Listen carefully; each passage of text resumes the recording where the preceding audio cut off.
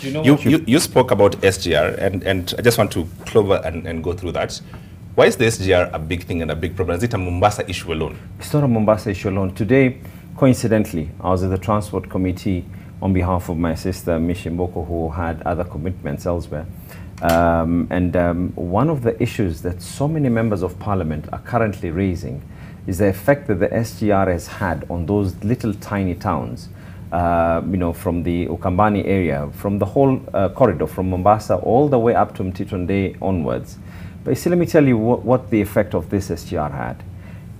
27% of Mombasa's economy is derived from logistics, transport, warehousing. When they decided to enforce this issue of SGR, they didn't just kill the part of the transportation part alone. They killed a whole industry, a whole line. When we were on the front line saying that this is going to kill our economy because we could feel it, the first thing that they were doing, we could actually feel it. It was being felt instantly. And every single time I've raised this matter, I brought in motions in the National Assembly, motions that were approved by every single member, and they said, what did you want? What did you want? What we simply said is, let it be an open decision by any single person who wants to use whatever it is that they want to use. Now, courtesy of the Jubilee government that decided that the cost of taking these loans ended up being so high, it was impossible for the SGR to match in cost. So they had to now come up with a way of enforcing.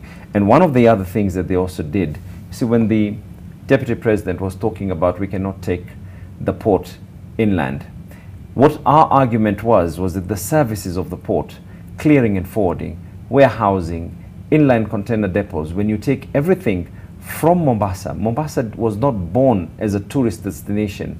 We were born as a trading and a logistical hub, and it's maintained that way. So when you take all these functions from Mombasa, the first thing you're doing, you're killing every single system that is there. They literally thought that, we were just, we were probably insane or anything. And I'm so surprised. The same Deputy President, not once, not twice. By the way, one of the people who tried to go against my motion in the Transport Committee when I raised it was the current nominee for UDA's Deputy President, Rigathi Gachagua. On record, like, he didn't even lie about it. He just went and said that, no, the port does not belong to the people of Mombasa as far as I'm concerned. This is not the, we're not going to approve this and everything else. And we went ahead. Now, one of the major reasons why ourselves, and we feel that we're stuck to the hip with Raila Amolo Odinga, is in his opening remarks.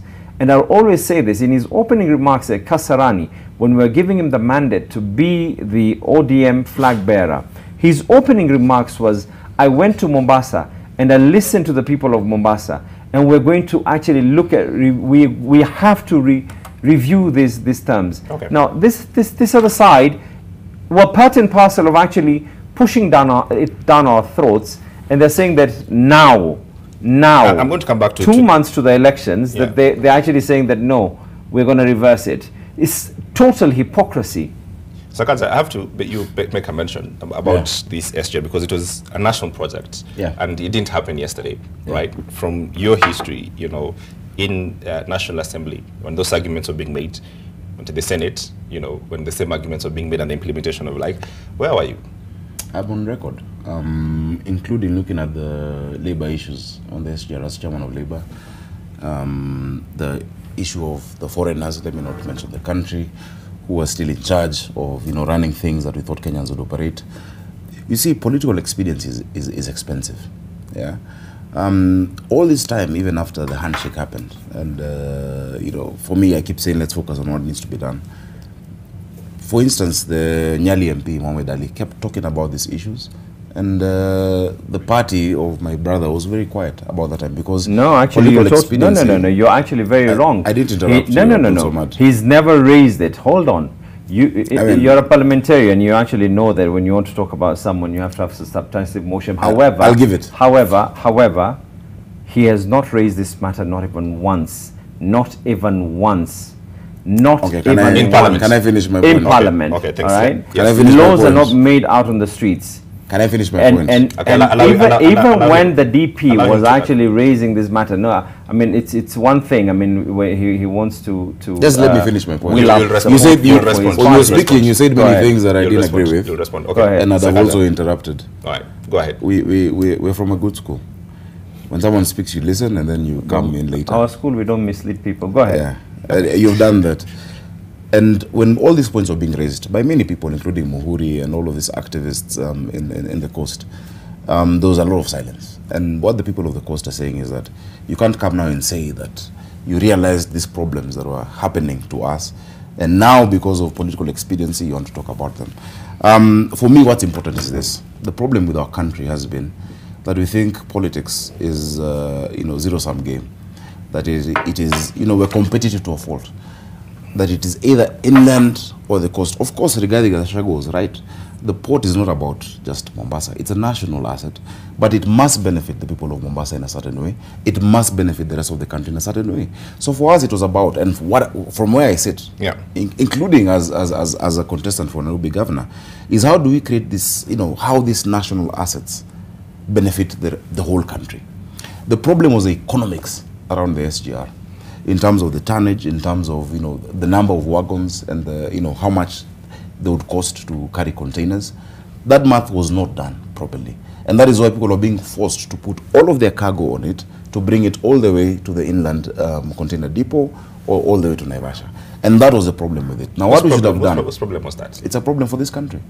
But who? At some point, someone has to take responsibility. Of course, the government must take responsibility. Okay. The entire government. Carry on. To say the truth. But what we must say now is this. Look, we're going into an election. The people of Mombasa have suffered for all these years. There's been silence around that issue. What is the best bet for them?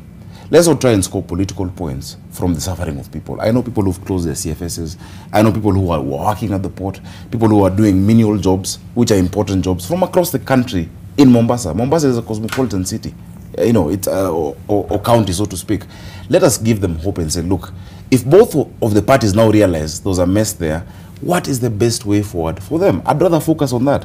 But if you want us to focus on pointing blame on who is the cause of that problem, I'll let Abdulswamad interrupt himself and talk about it. No, because he's been a leader in Mombasa.